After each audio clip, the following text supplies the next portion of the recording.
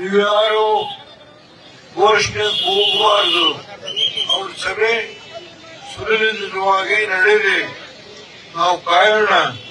ಅವ್ರ ಸಭೆ ಮುಗಿದ ಮೇಲೆ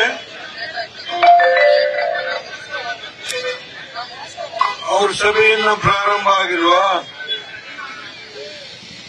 ಕಾರಣ ಯಾವುದೇ ಕಾರಣದಿಂದ ಅವ್ರು ಸಭೆ ಮಾಡ್ತಾ ಇದ್ರೆ ನಾವು ಅದಕ್ಕೆ ಅಡ್ಡಿ ಮಾಡಬಾರದು.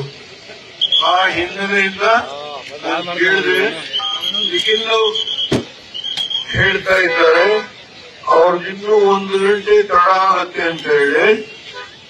ಆ ಕಾರಣದಿಂದ ಅಲ್ಲಿರುವ ಮುಖಂಡರಿಗೆ ವಿನಂತಿ ಮಾಡ್ತೇವೆ, ನಾವು ನಮ್ಮ ಸಭೆ ಮುಗಿಸಿ ಹೋಗ್ತೇವೆ.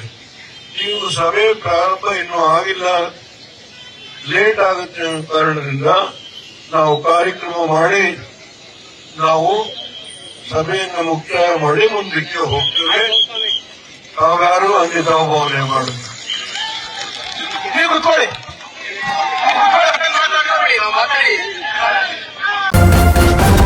ನ್ಯೂಸ್ ಫಸ್ಟ್ ನಿರ್ಭೀತಿಯಿಂದ ನಿಮ್ಮ ಪರವಾಗಿ.